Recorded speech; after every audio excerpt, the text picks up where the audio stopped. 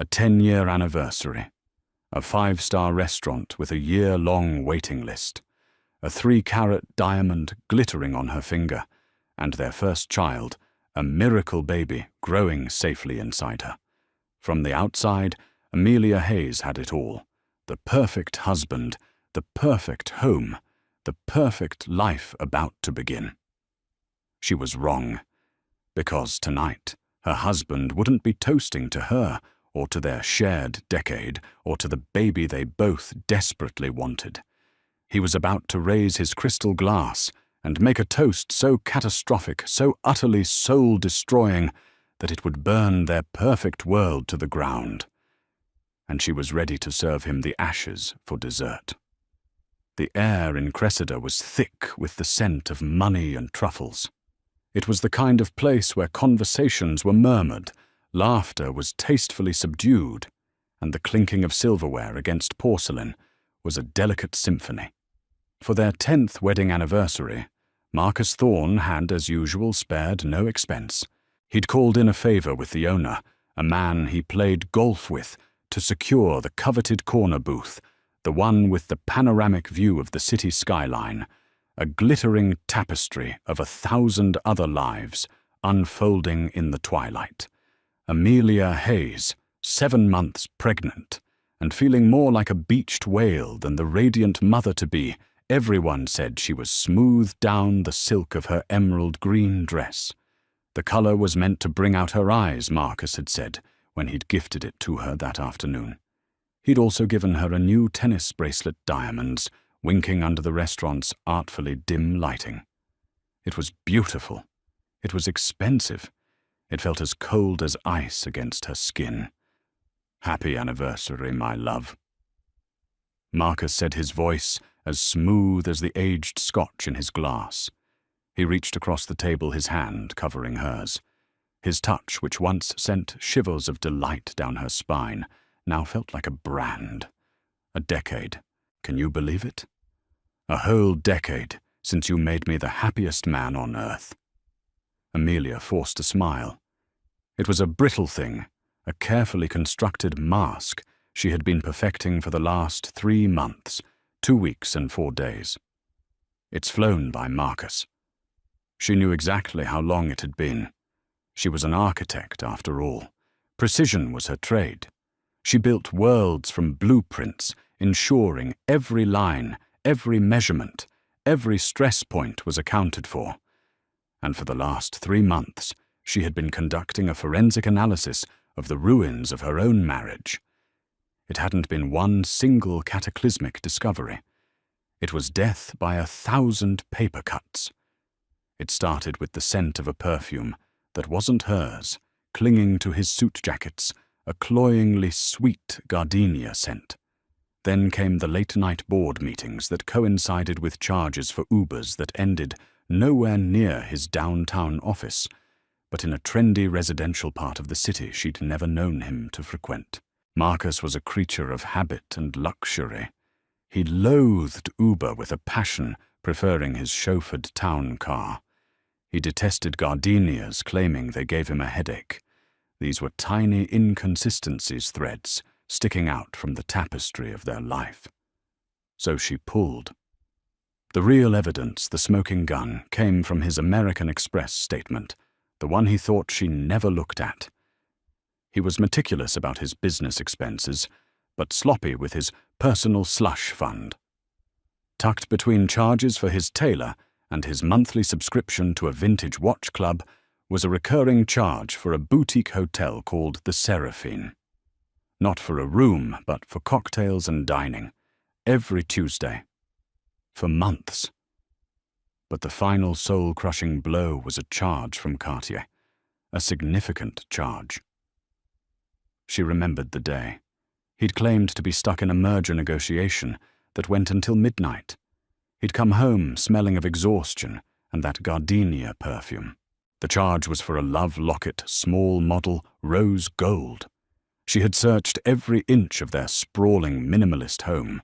She'd checked her jewelry box, his closets, even the gift-wrapping station in their study. The locket was not for her. Her best friend, Isabella Rossi. Izzy, a divorce attorney with the heart of a pit bull and the loyalty of a saint, had been her rock. "Are you sure, Ames?" she'd asked, her voice laced with a dangerous calm, when Amelia finally broke down and told her everything. Amelia had just nodded, sliding the printed-out bank statements across Izzy's glass desk. "The locket was the end of the blueprint, Izzy. The whole structure is compromised. It's a tear down." Izzy's eyes, usually sparkling with mirth, had hardened into chips of obsidian. "Okay, a tear down it is. But we're not just demolishing it, Amelia. We're going to salvage every last valuable piece for you and that baby, and we're going to make him pay for the wrecking ball." Over the next few weeks, they had planned.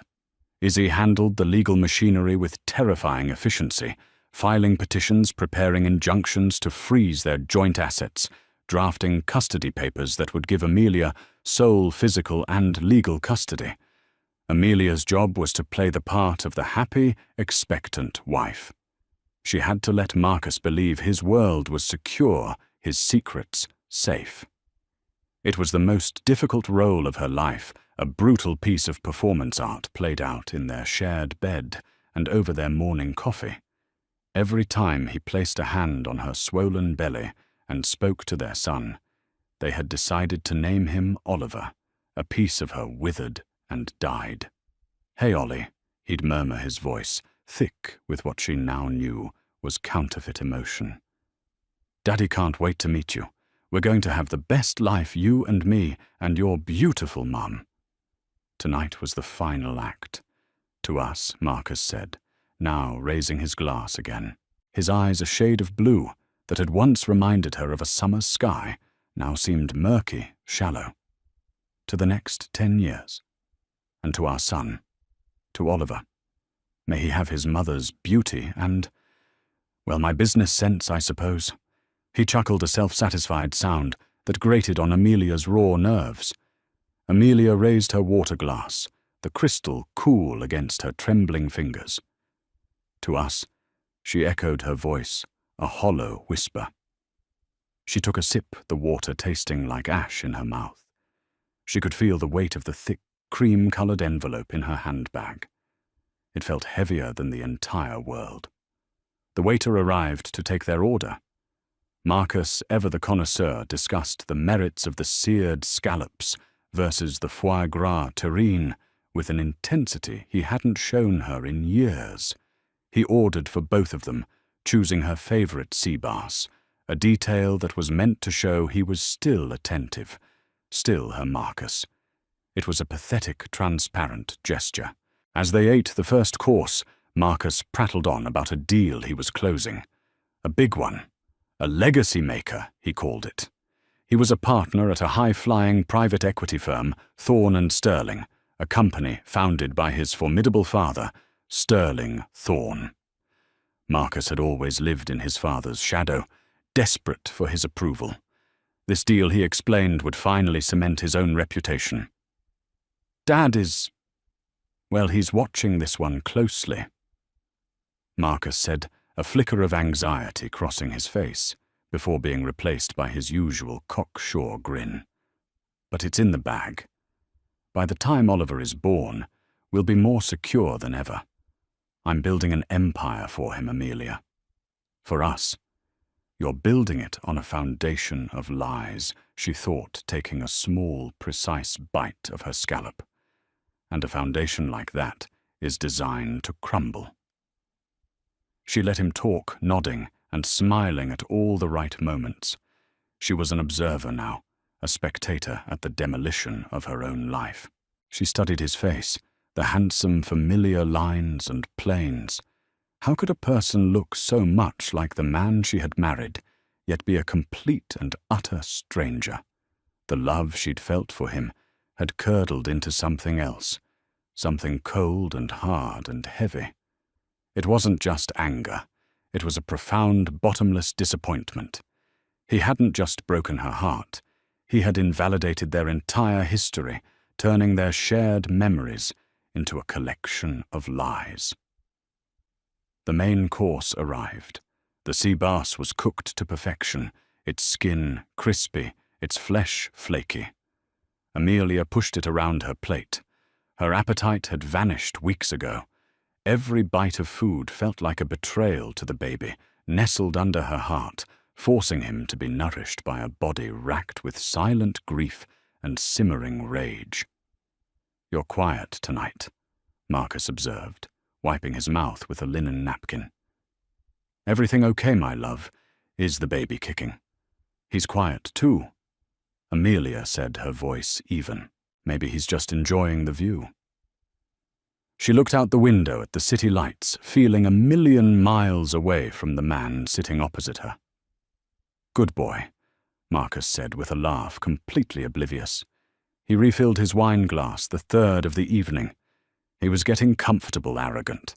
The alcohol was loosening his tongue, eroding the already flimsy walls of his secret world. The waiter cleared their plates and offered the dessert menu. No dessert menu for us," Marcus said, waving him away with a magnanimous gesture. "Just bring 2 glasses of your best champagne. I have one more toast to make. The most important one." The waiter bowed and retreated. A knot of ice formed in Amelia's stomach. This was it. The grand finale.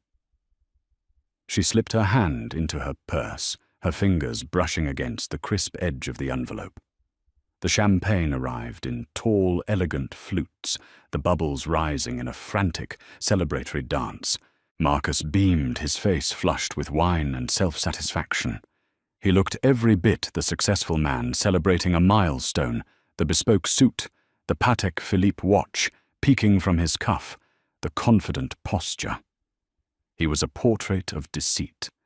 He picked up his glass, holding it aloft. The diamond on Amelia's wrist caught the light, refracting it into 1,000 tiny, painful shards. "Amelia," he began, his voice taking on a formal, performative tone. "10 years ago, I was just a man with ambition. You gave that ambition a purpose. You gave me a home, a life. You've been my anchor, my partner in every sense of the word." He paused, looking directly at her. Amelia met his gaze, her expression a carefully neutral mask. She refused to give him the satisfaction of tears or anger. Not yet. She would let him build his gallows. She would let him tie his own noose. "And this year," he continued, his voice softening, "this year has been the most transformative yet. We've faced challenges, we've had our distance. Work has been consuming." He was laying the groundwork for his narrative, the story of a busy, important man who might have been a little neglectful, but whose heart was in the right place. It was pathetic. But through it all there has been a light, a guiding star that reminded me what truly matters. Passion, understanding, a connection that feels effortless. Someone who sees me, not the title, not the name, but the man underneath. Someone who makes me feel alive. Amelia's blood ran cold. He wasn't talking about her. Every word was a dagger, twisting deeper into a wound she hadn't even known was there. He wasn't just having an affair. He thought he was in love. The sheer audacity of it, the gall to say these words to her face on their anniversary while she carried his child, was breathtaking. He smiled, a strange, almost wistful expression on his face. He seemed to have forgotten she was even there, lost in a reverie of his own making. The wine, the ego, the pressure of his double life, it was all converging into this one monumentally stupid moment. "It's about embracing a new chapter." He went on his speech, becoming slightly slurred, more heartfelt, more genuine than anything he'd said to her all evening, about having the courage to pursue true happiness no matter the obstacles.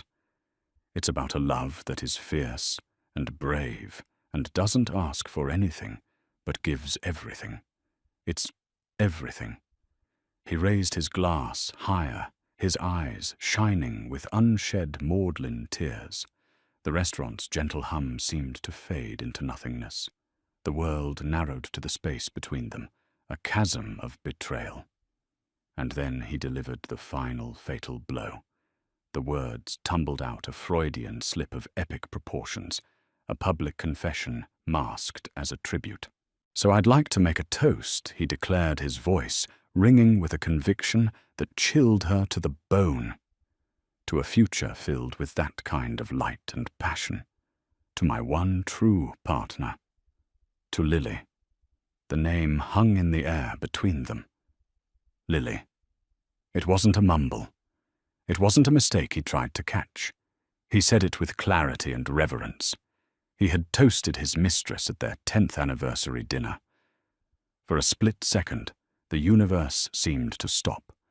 The clinking of distant forks, the murmur of conversations, the soft music, it all ceased. There was only the name echoing in the cavernous silence of Amelia's shattered heart. Marcus's smile faltered. The drunken romantic haze in his eyes began to clear, replaced by a dawning, sickening horror. He stared at Amelia, his mouth slightly agape, the color draining from his face. He had heard himself say it. He knew what he had done. The silence stretched, taut, and agonizing. He started to lower his glass, his hand trembling so violently that champagne sloshed over the rim, spilling onto the pristine white tablecloth like a teardrop. Amelia didn't flinch. She didn't gasp. She didn't scream, though a primal scream was clawing its way up her throat. Instead, a preternatural calm settled over her. It was the calm of a building being condemned, the quiet stillness before the controlled demolition. She had her blueprint. She knew exactly what came next. She watched him, her eyes as cold and clear as the diamonds on her wrist. She watched the panic flare in his eyes, the frantic search for an excuse, a way to rewind time by 10 seconds. She watched the man she had loved, the father of her child, crumble before her very eyes. Lily Amelia repeated her voice, low and steady. It cut through the silence with the precision of a surgeon's scalpel. What a lovely name. Marcus opened his mouth, but no sound came out. A strangled gasp, a wet, pathetic noise was all he could manage. "Amelia, that's not, I meant—" "Don't," she said, holding up a hand. The gesture was small, but it carried an authority that stopped him cold. "Don't you dare try to lie your way out of this. Not now. Not after that." She let the silence sit for another long, excruciating moment, forcing him to stew in the toxic mess he had created. She wanted him to feel the full weight of his public, irrevocable mistake. Finally, she reached into her handbag. Her movements were slow, deliberate. She pulled out the thick, cream-colored envelope. It was from the desk of Isabella Rossi, attorney at law. She placed it on the table between them, sliding it across the polished wood until it came to rest next to his trembling hand. Marcus stared at the envelope as if it were a venomous snake. His name and their home address were typed neatly on the front. "What is this?" he whispered, his voice hoarse. Amelia leaned forward slightly, her eyes locking onto his. The mask was gone. All he could see now was the ice. "You ordered champagne for a toast," she said, her voice devoid of all emotion. "I, however, planned for dessert." She gave a slight nod toward the envelope. "Happy anniversary, Marcus. You've just been served." Marcus stared at the envelope. His mind, usually sharp and quick, seemed to have short-circuited. The words, "You've just been served," echoed in his ears, nonsensical at first, then crashing down on him with the force of a physical blow. "Served," he repeated stupidly, his gaze flicking from the envelope to Amelia's impassive face. "What are you talking about, Amelia? This is a joke, right? A sick joke because of what I just... That was a mistake. A slip of the tongue. I'm exhausted. The deal." "Stop talking," Marcus, Amelia commanded. Her voice was flat, final. For once in your life, just stop talking and listen. With a hand that was surprisingly steady, she picked up her water glass and took a long, slow sip. She was in control. The power dynamic in their relationship, which had been so skewed in his favor for so long, had just shifted on its axis with the force of an earthquake. "Open it," she said. He hesitated, his breathing shallow. He looked around the restaurant, suddenly paranoid. Had anyone heard the couple at the next table were engrossed in their own world? The waiter was hovering at a discreet distance. No one seemed to have noticed the implosion of the Thorne marriage, at least not yet. With fumbling fingers, he tore open the envelope. His arrogance, his suave confidence had evaporated, leaving behind a raw, desperate panic. He pulled out the sheaf of papers. The top page was emblazoned with the crest of the state court. Petition for dissolution of marriage. His eyes scanned the words, his brain struggling to process them. Irreconcilable differences. The phrase seemed laughably inadequate. Below it was a second document. Emergency petition for exclusive use of marital home, and a third, motion to freeze all marital assets, joint and separate. His head snapped up, his eyes wide with disbelief and fury. "Freeze my assets. My assets? Are you insane?" The sterling deal.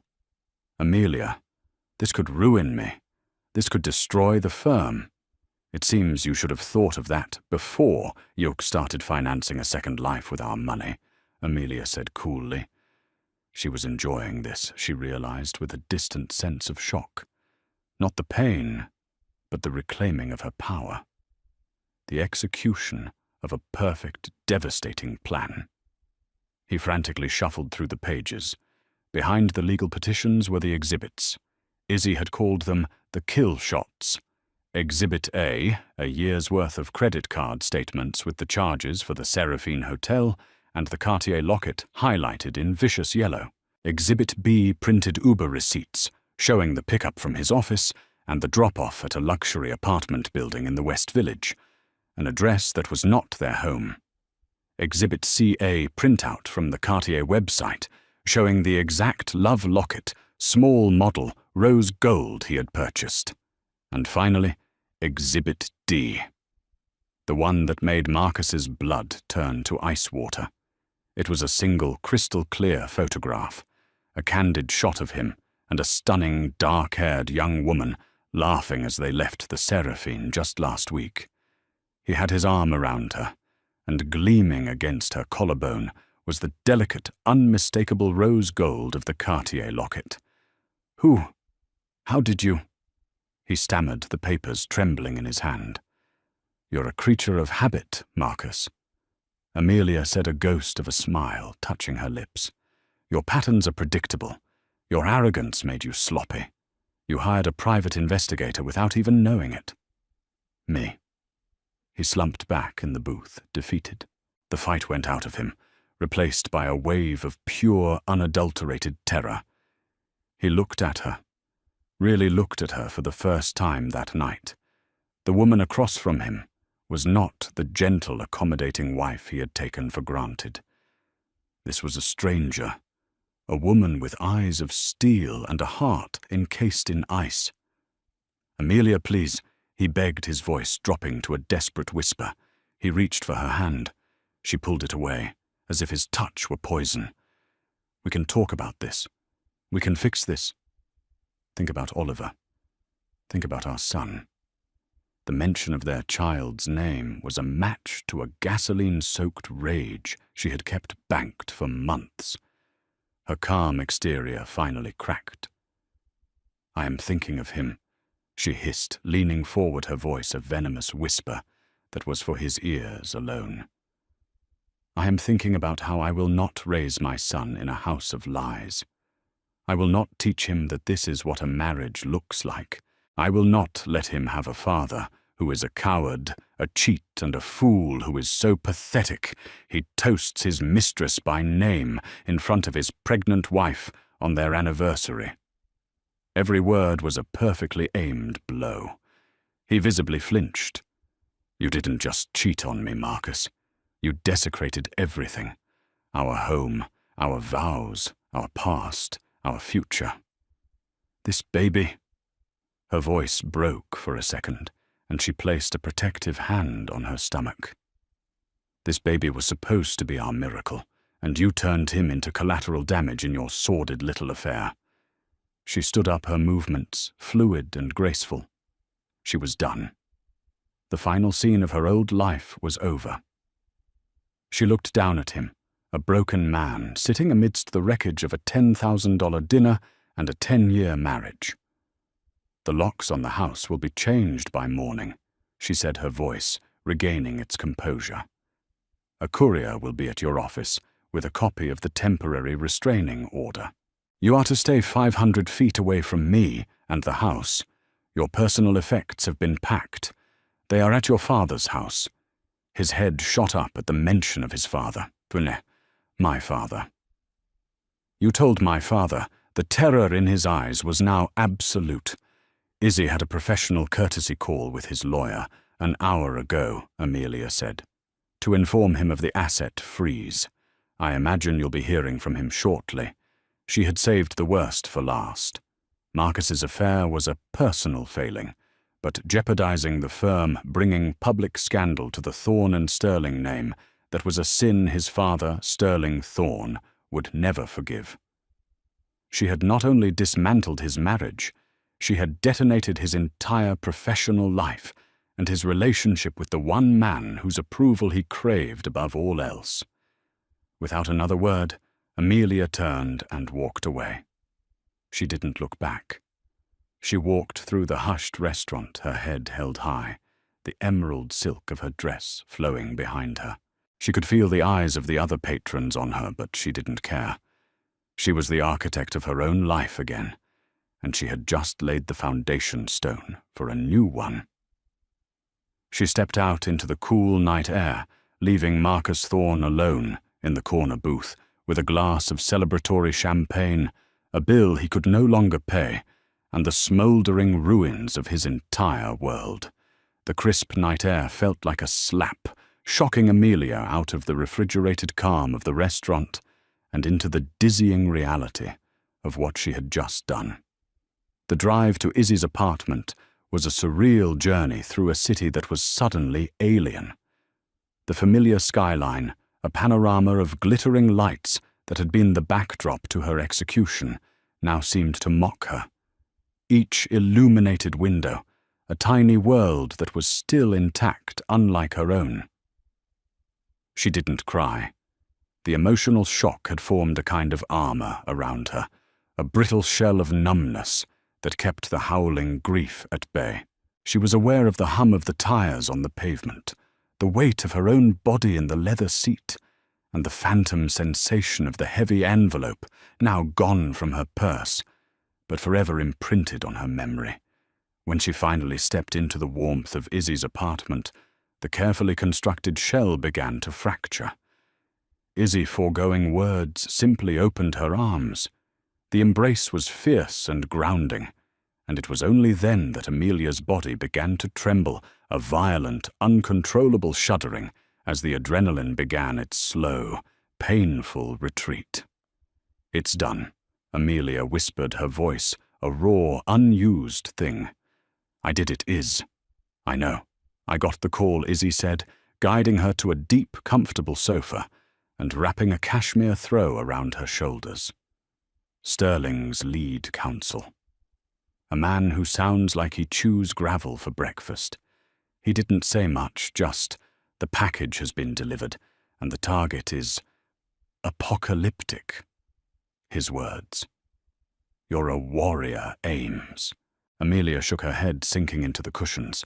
The emptiness she'd felt at the restaurant was now flooding every part of her. I feel hollow. I feel like I just pressed the button on a demolition, and I was still inside the building. You weren't inside. Izzy corrected her voice, a low, intense counterpoint to Amelia's despair. She knelt before her, taking her cold hands. You were in a helicopter, watching from a safe distance as a condemned structure that he set on fire finally came down. There is a world of difference. Izzy's focus shifted from friend to lawyer. Tell me everything, word for word. I want to hear it. Amelia recounted the evening in a flat monotone, the stilted conversation, the expensive wine, Marcus's self-congratulatory monologue. And then the toast. As she repeated the name, Lily, a fresh wave of nausea rolled through her. He looked. Lost in a dream is. He wasn't talking to me. He was performing a love sonnet for her, and I just happened to be the audience. The arrogance, the sheer breathtaking stupidity of it. It's the classic narcissist's mistake. Izzy analyzed her eyes hard. They build their worlds with such elaborate lies that they start to believe them. The lines blur. In his wine-soaked, egotistical brain, that toast made perfect sense. He is the hero of his own story, and we are all just supporting characters. She squeezed Amelia's hand, but the supporting character just rewrote the ending. Now you rest. I'll handle the rest of the explosions tonight. While Amelia was being wrapped in the safety of friendship, Marcus remained in the gilded cage of Cressida.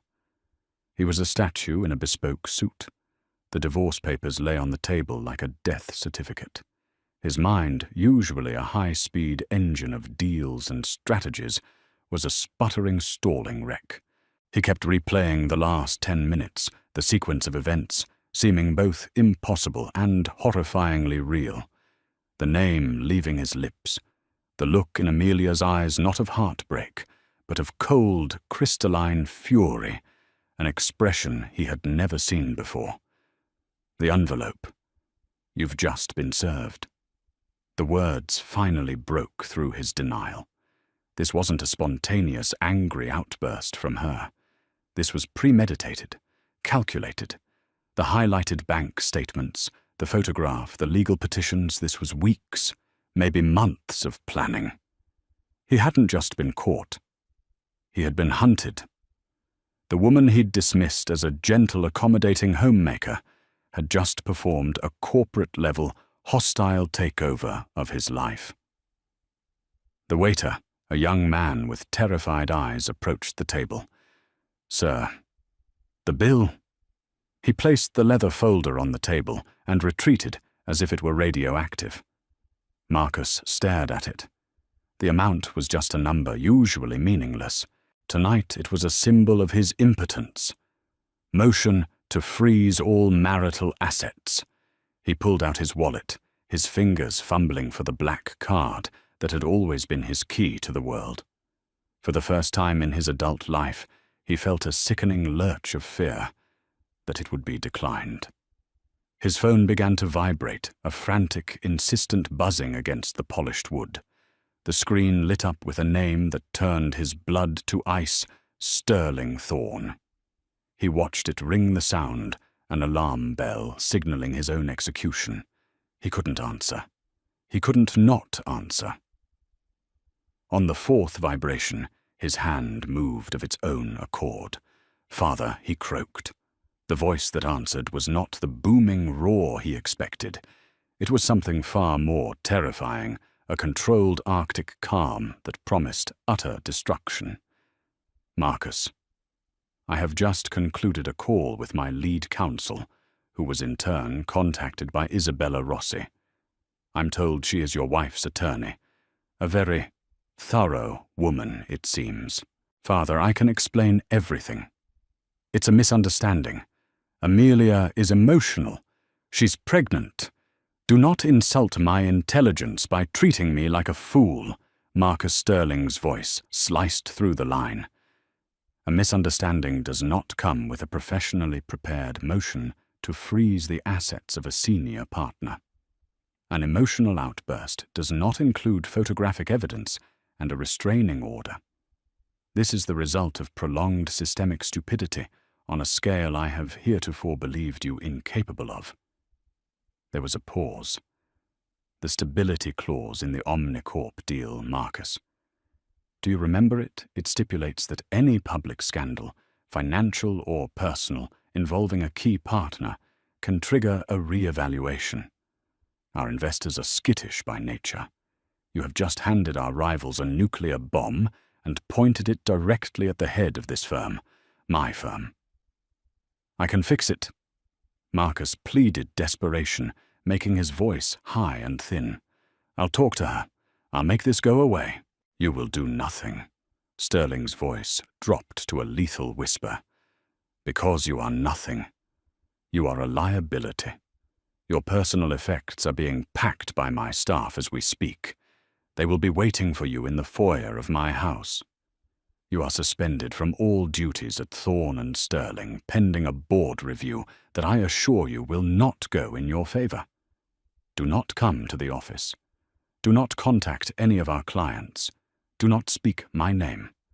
You are a disgrace. The line went dead. The silence that followed was absolute. Marcus sat there, the dead phone in his hand, the world collapsing in on him. Wife, job, father, fortune. Gone.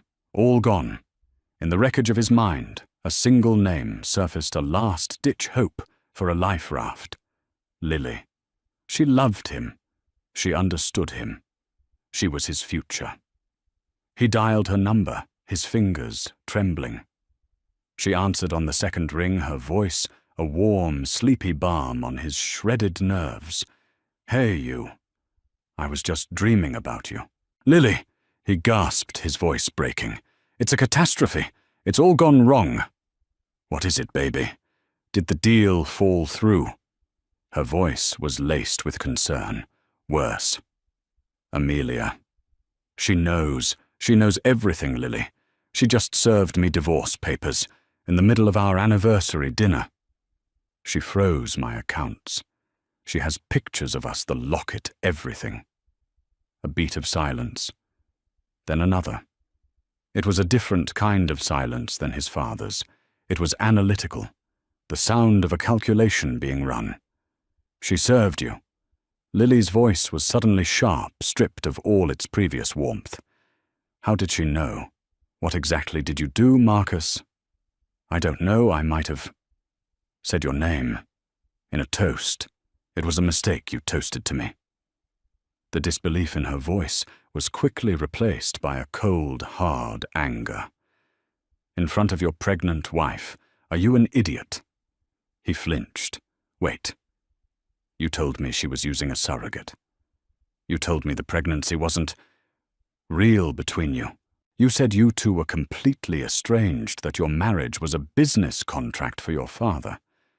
The intricate web of lies he had so carefully woven was now strangling him. It's complicated, Lily, but I love you. No, it's not complicated. She cut him off, her voice like chipping ice. It's very, very simple.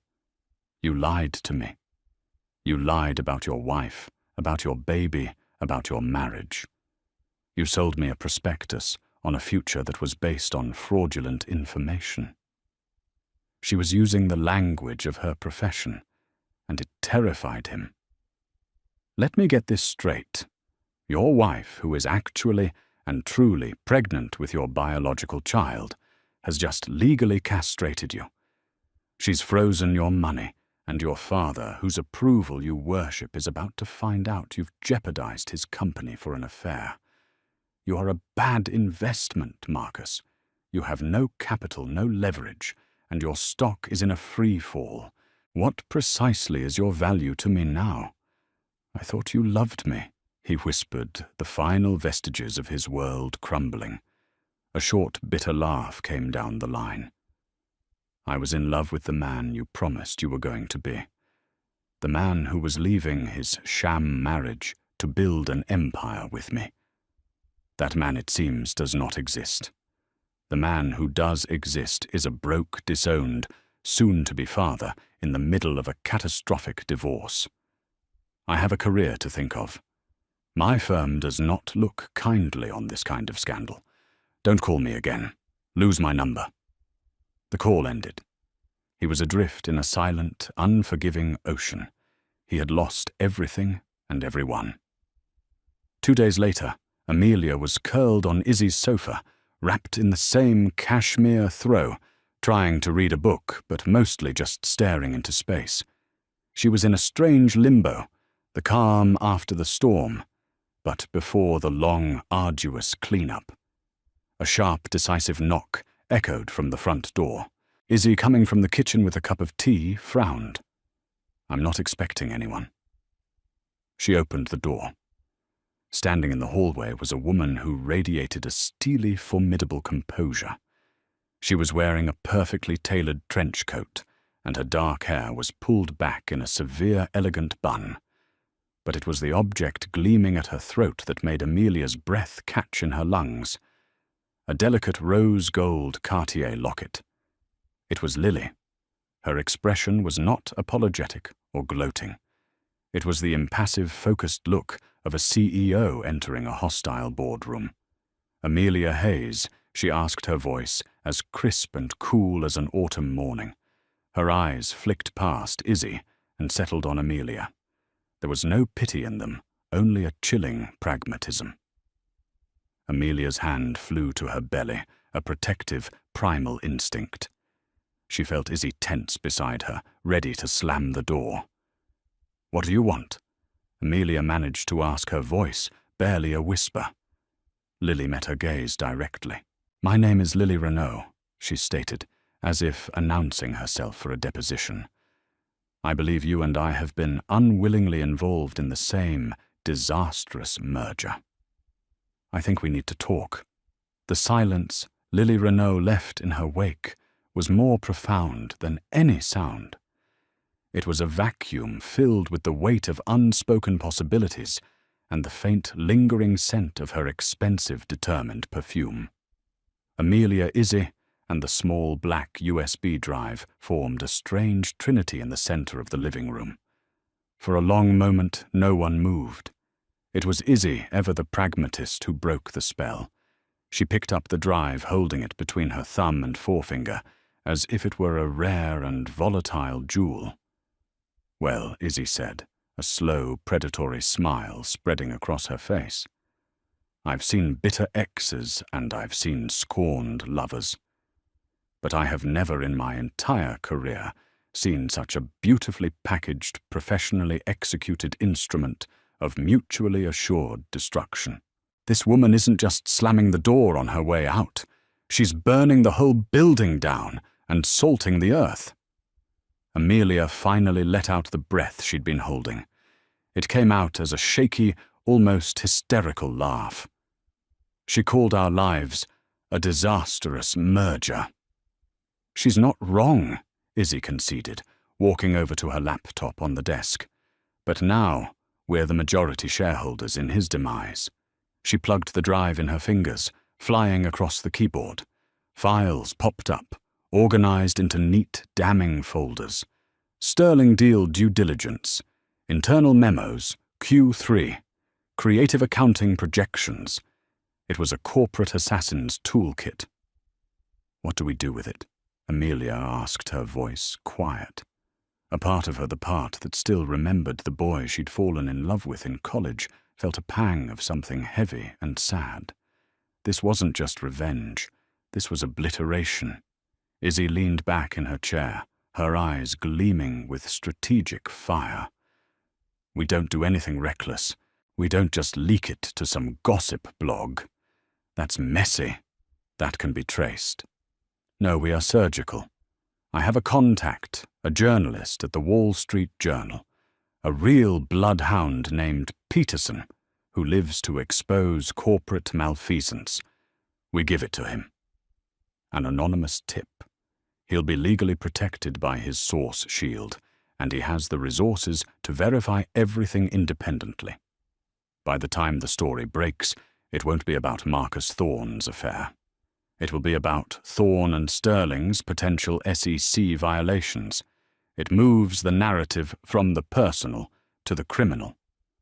Amelia nodded slowly, processing the cold, brilliant logic. "You're turning his greatest pride into his greatest liability." "He did that himself," Izzy corrected gently. We're just turning on the lights so everyone can see the mess he made in the dark." She looked at Amelia, her expression softening. "Ames, are you sure? Once we do this, there's no going back. This is the point of no return." Amelia thought for a moment. She thought of the cold bracelet on her wrist, the toast to another woman, the lies about her baby. She thought of the future she had meticulously planned, now reduced to rubble. Then she placed a hand on her swollen belly, where a tiny, insistent flutter reminded her of the new future she had to build. The foundation of that future had to be clean. It had to be built on cleared ground. "Do it," she said, her voice clear and firm. "Burn it all down." The fallout was faster and more spectacular than either of them could have imagined. Peterson, the journalist, pursued the story with rabid tenacity. The first article dropped 2 weeks later, a front-page exposé detailing significant financial irregularities in the upcoming Thorne and Sterling mega-deal. It didn't mention Marcus by name at first, but the breadcrumbs were there. An anonymous source, an investigation into a key partner's conduct. The deal his legacy maker collapsed within 48 hours. The investors, spooked by the words SEC investigation, pulled out in a panic. The second article was more direct, naming Marcus Thorne as the partner at the center of the scandal, linking his professional recklessness to a tumultuous and messy divorce. Amelia watched it unfold from the quiet sanctuary of her mother's home, where she'd moved, while the legal proceedings churned on. She saw the headlines on the news, heard the whispers when she dared to venture out for a doctor's appointment. Marcus Thorne was no longer a titan of finance. He was a pariah. Sterling Thorne, in a move of brutal self-preservation, issued a public statement announcing Marcus's permanent removal from the firm and his full cooperation with any and all regulatory bodies. He had been publicly disowned, cast out to save the family name. Amelia's divorce settlement, which Izzy had initially predicted would be a bloody drawn-out war, was suddenly resolved with shocking speed. Marcus, stripped of his resources and his father's backing, capitulated on every single point. Amelia got the house, sole custody of their unborn son, and a financial settlement that would ensure she and Oliver would want for nothing. He kept only his personal effects and a reputation that was now radioactive. The war was over. She had won. But it felt less like a victory and more like the quiet, somber end of a tragedy. 4 months later. The harsh Chicago winter had given way to a tentative spring. Life was pushing through the frozen ground, and Amelia felt a kinship with it. She stood in the middle of a vast, open space, her hand resting on the magnificent curve of her belly. Now, at 8.5 months pregnant, she moved with a slow, deliberate grace, a planet with her own tiny moon orbiting within. The air smelled of sawdust, wet concrete, and the promise of new beginnings. This was her project, her passion. The Westside Hope Center, a pro bono architectural commission for a community hub designed for single mothers and their children. After the divorce was finalized, she had sold the sterile, minimalist mausoleum she had once shared with Marcus.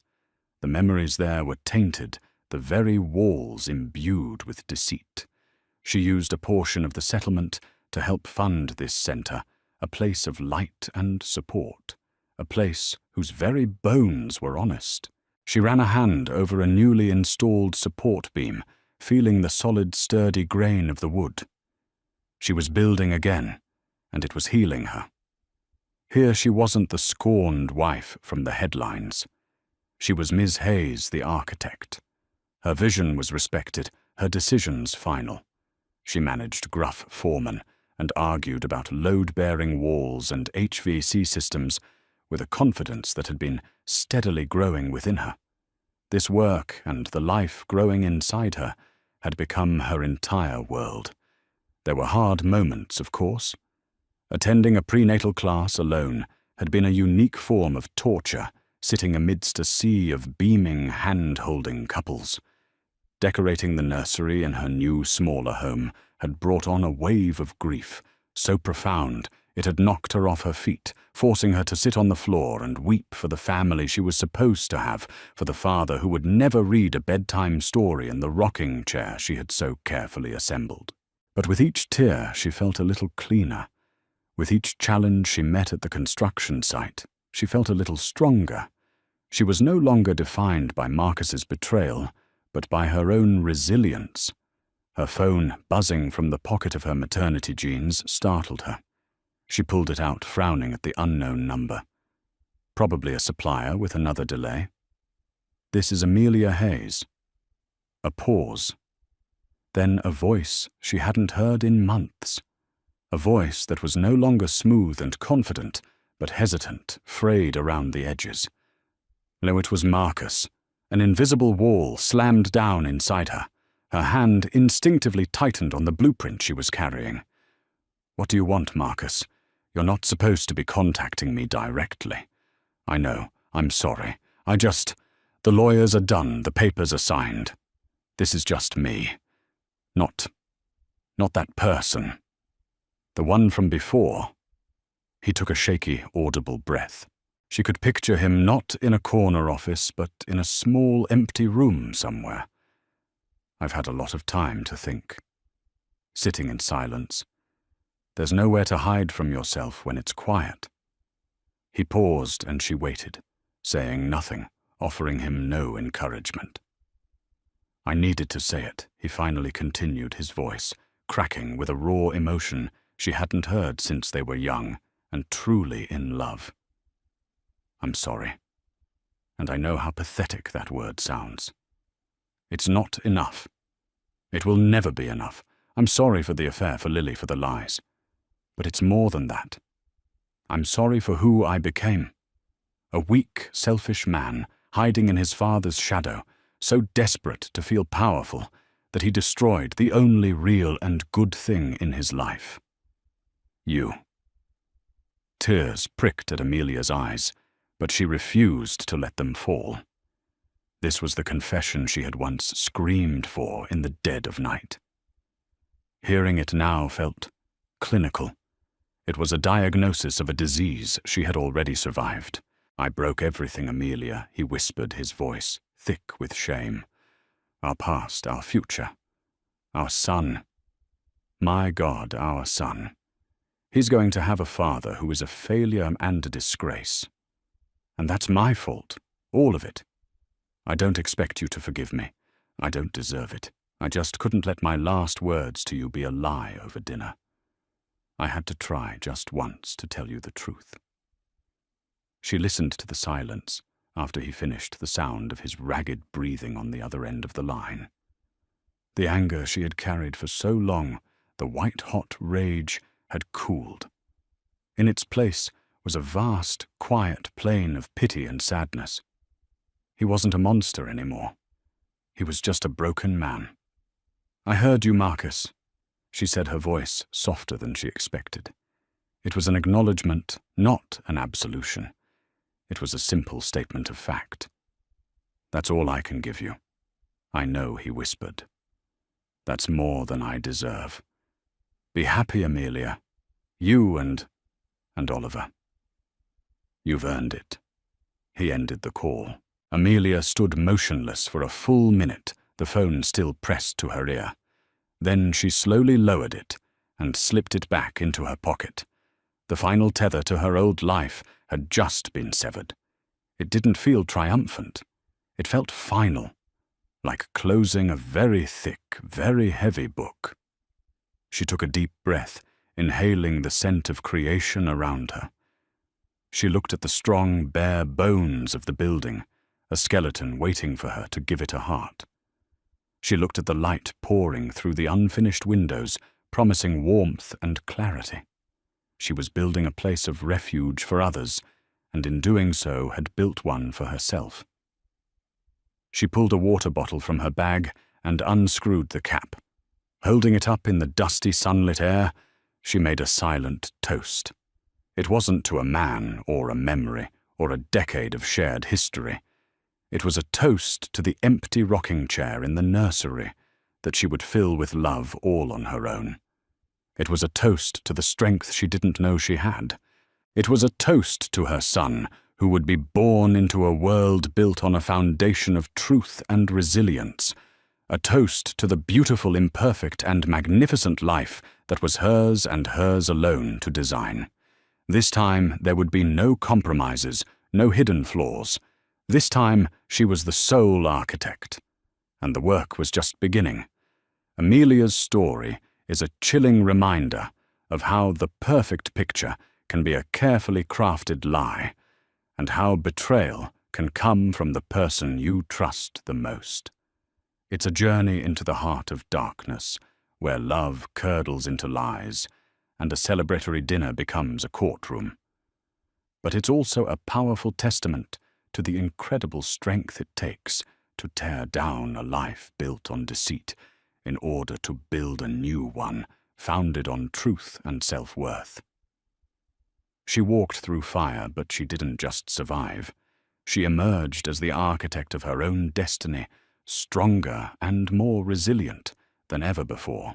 If her journey from heartbreak to empowerment resonated with you, and if you believe in the power of reclaiming your own story, please take a moment to hit that like button. It truly helps our channel grow. Share this story with someone who might need a reminder of their own strength. And of course, don't forget to subscribe and turn on notifications so you don't miss our next real-life story. Thank you for listening.